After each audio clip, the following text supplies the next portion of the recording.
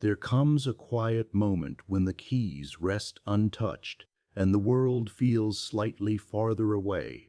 Losing the ability to drive can feel like losing freedom itself. But isolation is not the answer. Dignity, connection, and independence can still live fully at home. There comes a quiet moment when the keys remain where they are, not because they were lost, not because someone took them away, but because reaching for them no longer feels natural. At first, it doesn't feel important. Just another small adjustment among many, a choice made for safety, a decision postponed rather than announced. But over time, that small change begins to reshape how the world feels. Driving is rarely just about transportation. It is about timing, about deciding when to leave, where to go, how long to stay. It is about movement without explanation. When that ability fades, even gently, it can feel as though the edges of life move slightly farther away. Not all at once, quietly, almost politely.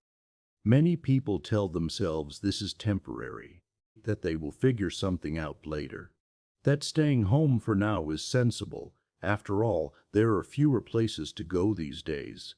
Energy changes, interests shift, rest becomes valuable. On the surface, staying in can feel like comfort rather than loss, but something else begins to happen beneath that comfort. Days become narrower without being empty. Routines repeat themselves with precision. Mornings look like the mornings before. Evenings arrive on schedule. There is nothing wrong with this rhythm, and for a while it even feels reassuring. Familiarity has its own kind of peace. What often goes unnoticed is how much of life once came from movement. From the small, unscheduled interactions, from choosing to step out simply because the option existed. Without that option, choices begin to organize themselves around what is easiest rather than what feels meaningful. This is not failure, it is adaptation. After a lifetime of solving problems, adapting becomes instinctive. You find ways to manage, you arrange deliveries, you call ahead, you make do. And because nothing dramatic happens, it feels like the right approach. Independence, after all, has always meant handling things quietly. Yet independence is not defined by how little help you need. It is defined by how much choice you retain. When driving ends, many people retreat without realizing it, not out of sadness, but out of courtesy. They don't want to inconvenience anyone. They don't want to ask. They don't want to seem dependent. Pride is rarely loud at this stage of life. It is subtle. It shows up as restraint. So invitations are declined gently. Outings are postponed indefinitely. Conversations shorten. Visits become less frequent, not because relationships weaken, but because access becomes complicated. Isolation does not arrive as loneliness at first. It arrives as quiet, and quiet can feel peaceful until it becomes empty. The most difficult part is that this withdrawal often feels responsible, safe, mature. After all, there are risks involved in being out and about. There is fatigue. There is uncertainty. Staying home removes variables. It simplifies the world, but simplification is not the same as fulfillment.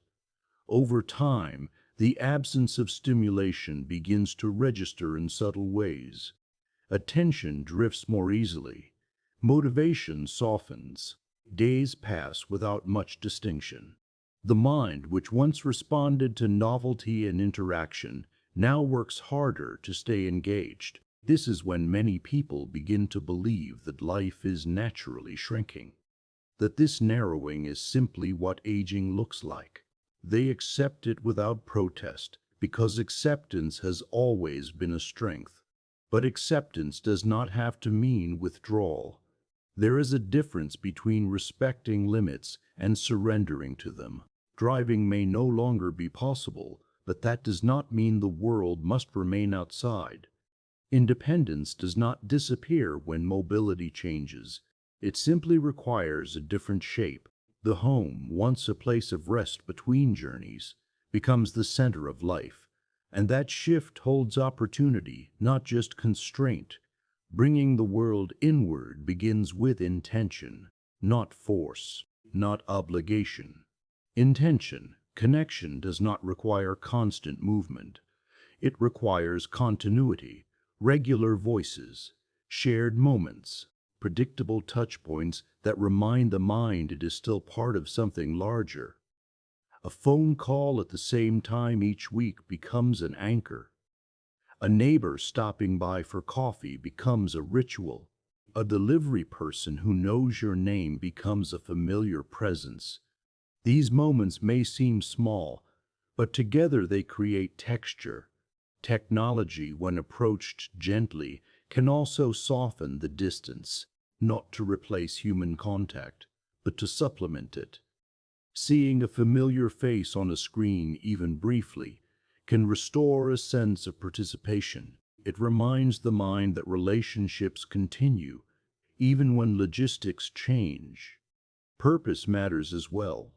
Purpose is not about productivity, it is about contribution, about knowing that your presence still matters to someone, somewhere. That contribution might be as simple as listening, offering perspective, sharing memory, writing notes, making phone calls, checking in. These acts carry weight because they come from experience.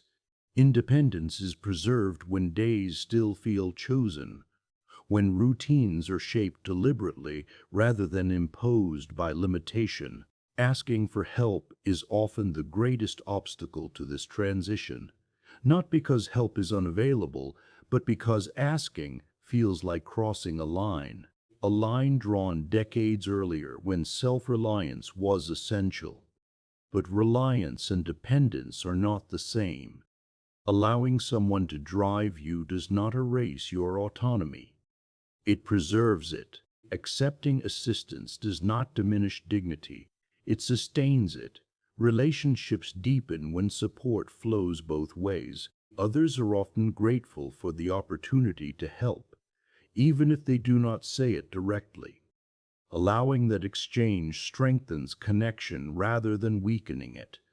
What matters most is framing. Not, "I can't do this anymore," but "I'm choosing a different way." Language shapes experience, so does internal dialogue. When driving ends, life does not become smaller by necessity. It becomes different by design. There is also grief in this transition, even when it is not acknowledged. Grief for spontaneity, for silence behind the wheel, for the sense of motion that once defined freedom. That grief deserves space.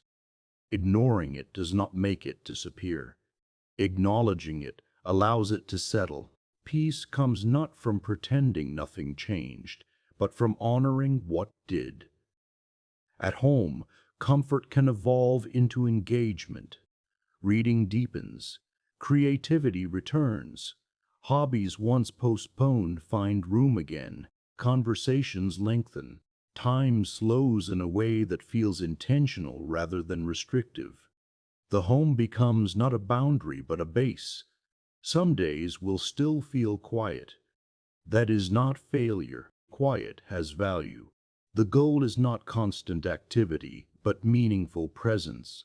When the world feels smaller, attention becomes sharper. Details matter more. Moments carry weight. This can be a gift if embraced consciously. Driving was once a tool. Losing it does not erase who you are.